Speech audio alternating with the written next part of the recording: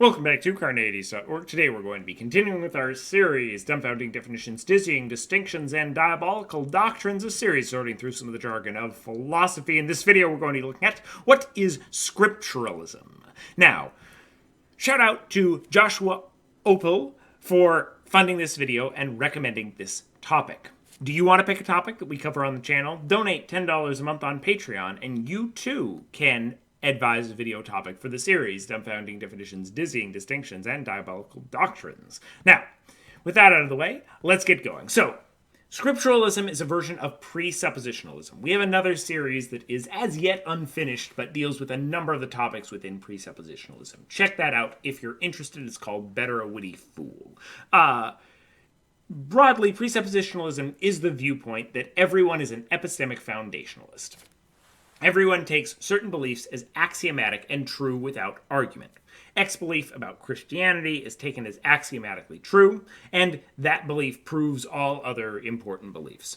Now, this can be done with other religions. It's generally done with Christianity in the case of Scripturalism and presuppositionalism. But it can, at least in theory, be done with other religions. So, different varieties of presuppositionalism take various beliefs as their X. Sometimes it's belief in God, or a set of beliefs about God, or religion. Whatever it is, basically it's saying that no one can prove anything, so why don't we take this as our axiom? And everyone has some level of faith that they take things on, why don't we take this? We're going to take this, you might take something else. We can't actually have a conversation because we take different fundamental beliefs as our central beliefs. Is one way of stating the argument. In this case, Scripturalism is the belief that is taken as basic as the belief that the Scripture is true. Generally, as this is a Christian position, the Scripture they're talking about is the Bible.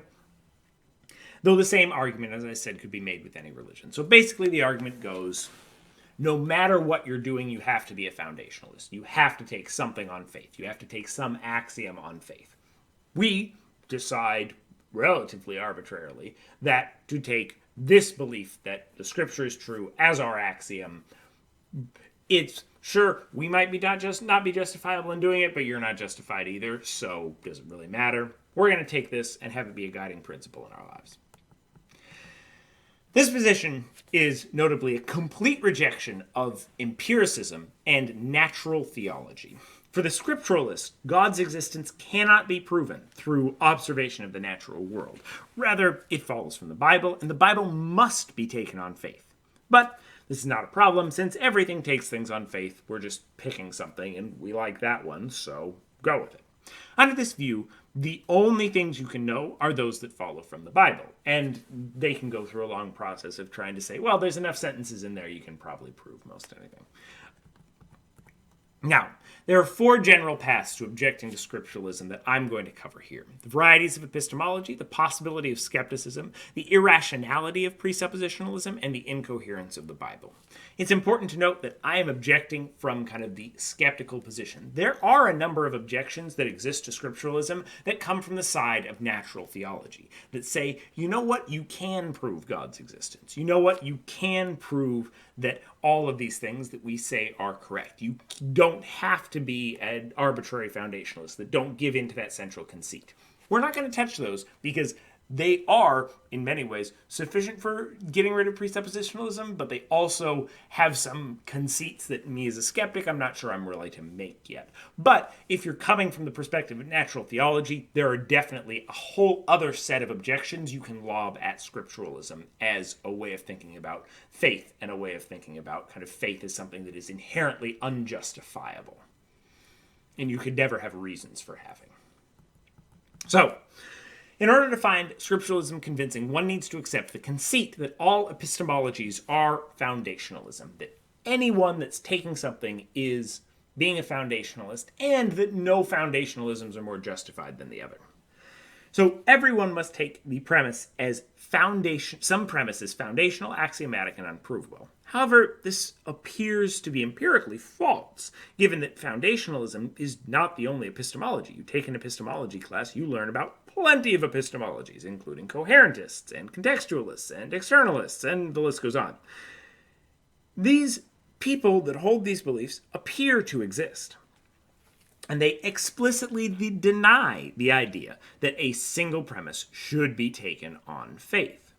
Regardless of whether they are justified in their claims, the fact that they do make such claims and hold such beliefs is sufficient to show that not everyone is a foundationalist, but barring some extensive error theory that you don't actually know what you believe, which is problematic. You might make a case that, they're not justified in what they believe because they're actually because of some process and they're not able to justify their beliefs, but that doesn't mean that they're necessarily a foundationalist.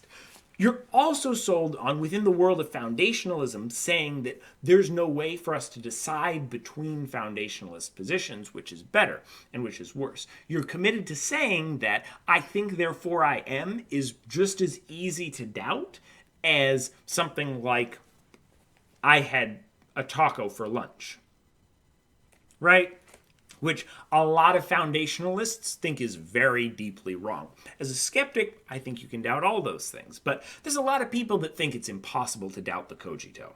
And if you think it's impossible to doubt Descartes' I think, therefore I am, presuppositionalism is wrong, because then there's a reason to have some axiom. There's a reason to have some foundation, and to take it on something more than faith, but on logic.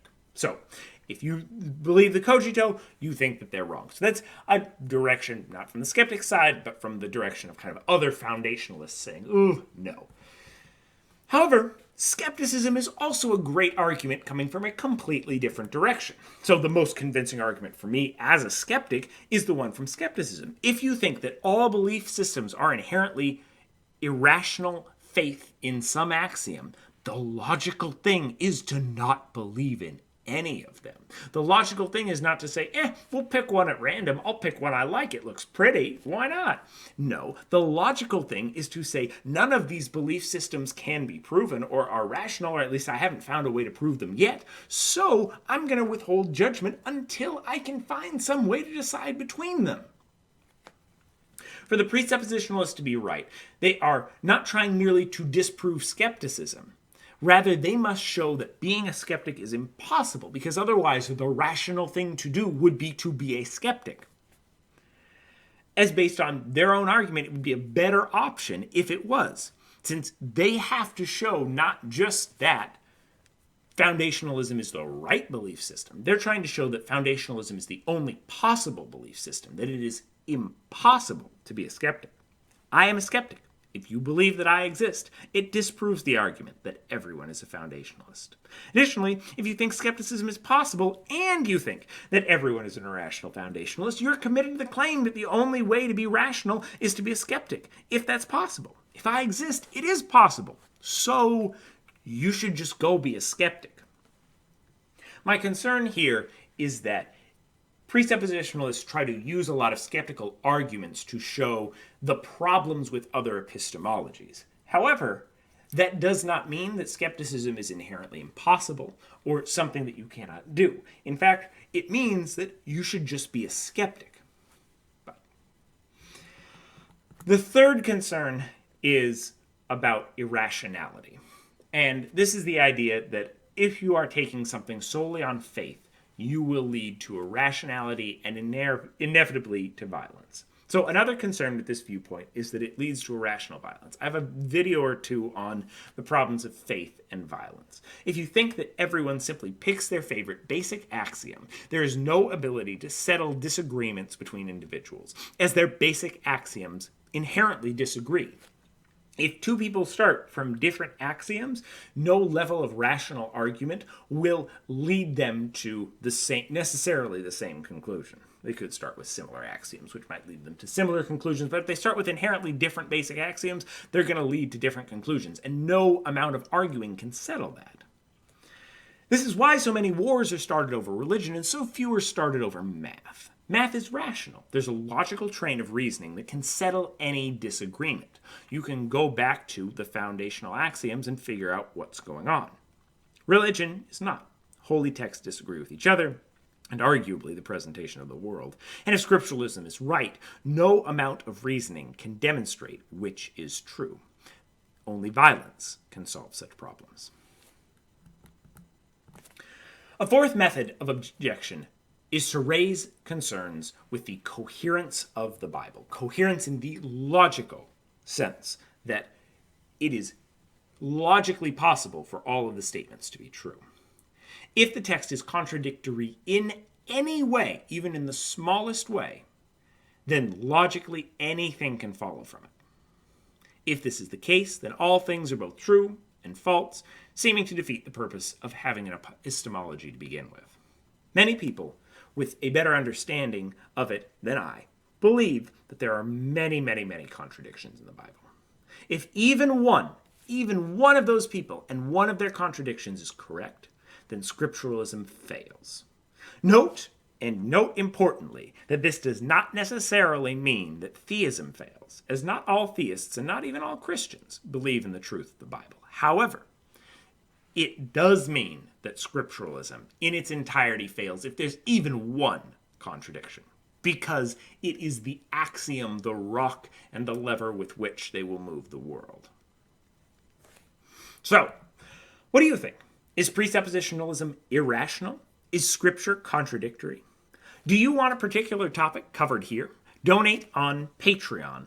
Thanks again to Joshua Opal for the support. Watch this video and more here at Carneades.org, and stay skeptical, everybody.